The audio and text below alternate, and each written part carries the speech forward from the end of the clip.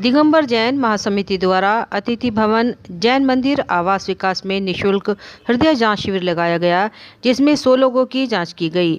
समिति पदाधिकारियों द्वारा डॉक्टर गौरव गुलाटी व संदीप जैन को बुके भेंट कर स्वागत किया गया, जिसके बाद डॉक्टर गौरव गुलाटी ने हृदय रोगियों की जांच कर स्वस्थ रहने के टिप्स भी दिए। इस दौरान ईसीजी, शुगर व ब्लड प्रेशर की निःशुल्क जांच भी की गई। शिविर संयोजक सुदीप जैन व सचिन जैन ने बताया कि संस्था द्वारा समय समय पर सेवा के कार्य किए जाते रहे हैं। इस दौरान पंकज, संदीप, अतुल, सिद्धार्थ आदि ने सहयोग प्रदान किया। मेरा नाम सुदीप जैन है। मैं दिगंबर जैन महासमिति का संयोजक हूँ। आज दिगंबर जैन महासमिति के द्वारा हमने एक निःशुल्क हृदय जांच शिविर शहर के मशहूर डॉक्टर गौरव गुलाटी जी के सानिध्य में लगाया है। हमारा उद्देश्य जैन समाज और जैनेतर समाज की सेवा करना है। ये एक दिवसीय कैंप में आज हम ब्लड शुगर, बीपी, इको ये सब जांच फ्री कर रहे हैं। ईसीजी भी फ्री है और हमारा उद्देश्य जन जन तक का सेवा करना है। महिला संगम समिति द्वारा 9वां वार्षिक उत्सव बड़े ही हर्षोल्लास के साथ मनाया गया। कार्यक्रम में कपल डांस सरप्राइज, तंबोला, लक्की ड्रॉ का आयोजन किया गया। साक्षी जैन ने शोलो, मुकेश मोनिका ने कपल व नित्या आदि ने ग्रुप डांस कर सबको तालियां बजाने पर मजबूर कर दिया। इस दौरान 2021 टीम की विदाई अध्यक्ष उषा गर्ग को शॉल ओढ़ाकर व क्राउन पहनाकर दी गई, जिसके बाद संस्थापिका ममता सिंघल ने प्रीति गर्ग को अध्यक्ष, आरती को सचिव व रुचि को कोषाध्यक्ष बनाने की घोषणा की। मोनिका चौहान, श्वेता व रीमा ने संस्था द्वारा कराए गए कार्यों पर प्रकाश डाला। पूर्व अध्यक्ष सारिका सिंघल ने सभी को पुरस्कार प्रदान किए। इस दौरान अर्चित अग्रवाल, निशा गोयल, सलोनी बंसल, वेदांगी, पूनम महेश्वरी, शरद भार्गव, शंकर अरोड़ा, अनिल, विपिन, रवि गुप्ता, पवन गोयल, डॉक्टर राकेश, बालेश, प्रतिभा, भारती भटनागर, सुरेंद्र अग्रवाल, नैना सिंघल, मधु अग्रवाल, अरुणा गोयल, विदुषी, आरुषि व पूजा गोयल आदि ने मुख्य रूप से मौजूद रहे। ऑपरेशन के बाद हुई महिला की मौत पर परिजनों ने मोहल्ले के लोगों के साथ सीएमओ कार्यालय पर धरना दिया तथा ऑपरेशन करने वाले चिकित्सक पर रिश्वत का आरोप लगाया। थाना सदर बाजार क्षेत्र के पेपर मिल रोड निवासी सुषमा नाम की महिला का जिला चिकित्सालय में हड्डी का ऑपरेशन हुआ था। परिजनों का आरोप है कि लापरवाही के कारण ऑपरेशन के बाद सुषमा की मौत हो गई। उनका कहना था कि ऑपरेशन के लिए चिकित्सक द्वारा पैसों की डिमांड की गई थी। सुषमा की मौत के आक्रोशित परिजनों ने पार्षद प्रदीप उपाध्याय के नेतृत्व में सीएमओ कार्यालय पर धरना शुरू कर दिया। सूचना पर थाना सदर बाजार इंस्पेक्टर मौके पर पहुंचे और परिजनों को समझा बुझाकर मृतका का पोस्टमार्टम कराने के लिए तैयार किया। मेरा नाम राहुल प्रसाद है। हाँ, क्या मामला है? किस मामला? भैया ये है मेरा तो घर उजड़ गया। ना मेरे आगे कोई, ना मेरे पीछे, ना मेरा माँ, ना मेरी बाप। मैं तो ये चाहता हूँ कि जो भी डॉक्टर दोषी है, तो जो भ्रष्ट है, इनके खिलाफ कड़ी से कड़ी कार्रवाई हो। नहीं, मामला क्या हुआ था? आप मामला ये हुआ था कि मेरी मम्मी 29 तारीख को एडमिट हुई थी यहाँ। 29 तारीख को एडमिट होने के बाद कोई ट्रीटमेंट नहीं मिला। उन्हें हड्डी वार्ड में ट्रांसफ़र कर दिया।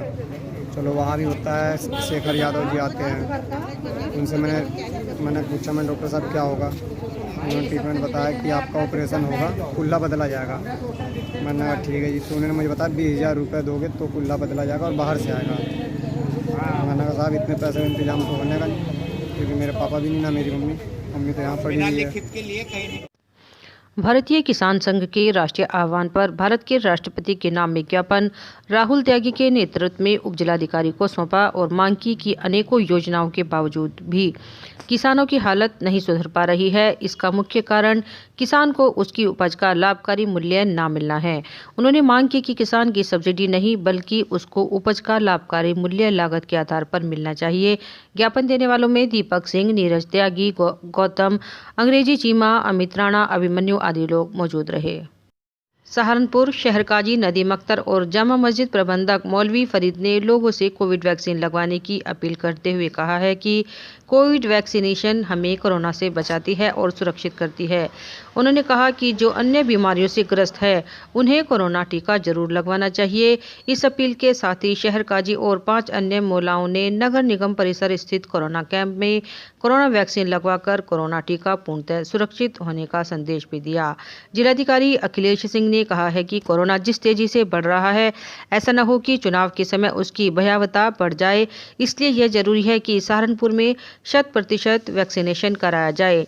बैठक के बाद शहर काजी नदीम अख्तर के अलावा मोहम्मद आरिफ खां, अतुल मलिक मुगेशी, फैजल अहमद, वसीम अहमद, मौलाना शोभा नादी ने कोरोना वैक्सीन लगवाई।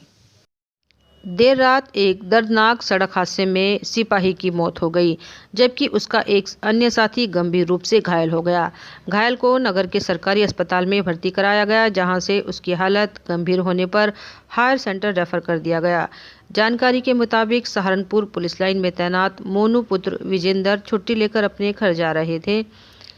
जैसे ही उसकी car Saharanpur Muzaffarnagar state highway स्थित देवबंद फ्लाई की ओर पर पहुंची, तभी अचानक किसी अज्ञात वाहन ने उसकी कार को टक्कर मार दी।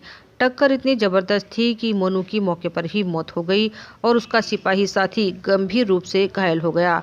सूचना पर पहुंची पुलिस ने दोनों को सरकारी अस्पताल में भर्ती कराया, जहां पर मोनू को मृत घोषित कर दिया गया और घायल सिपाही को मेडिग्राम अस्पताल में भर्ती कराया गया है, जहां पर घायल का इलाज चल रहा है।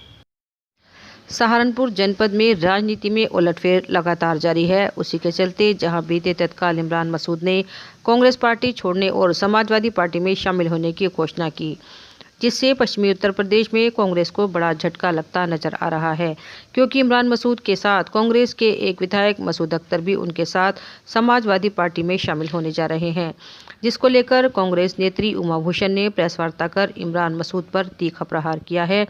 उमा भूषण ने कहा है कि कांग्रेस पार्टी ने सभी पुराने नेताओं के हक छीनकर इमरान मसूद को देने का काम किया। उनको दिल्ली प्रभारी व राष्ट्रीय सचिव बनाया गया और आज इमरान मसूद भ्रमित होकर समाजवादी पार्टी में जाने का काम कर रहे हैं। साथ ही उन्होंने कहा कि इमरान मसूद को खुद पर व अपने मुस्लिम भाइयों पर विश्वास नहीं है।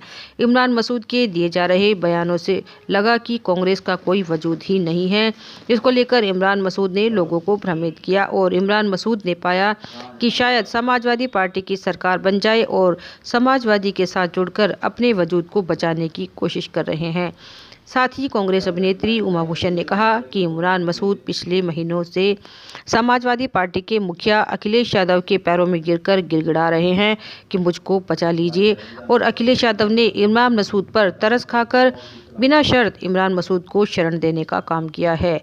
साथ ही उन्होंने इमरान मसूद को एहसान फरामोश भी बताया।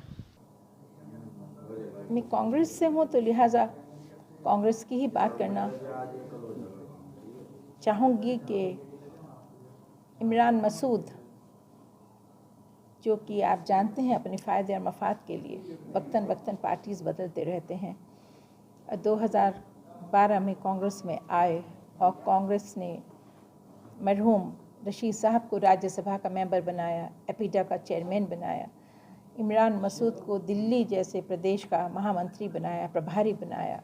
पूरी कांग्रेस में हम सब पुराने कांग्रेसियों का हक भी छीन करके इनकी झोली में डाल दिया, और आज वो भ्रमित होकर के उनको लगा, चूँकि उन्हें अपने किरदार पे कोई भरोसा नहीं है, अपने वजूद पे कोई भरोसा नहीं है, अपने लोगों के ऊपर, मुसलमानों के ऊपर कोई भरोसा नहीं है, चूँकि उन्होंने सिवाय अपने इस ज़िले को या ज़िले के मुसलमान को कुछ दिया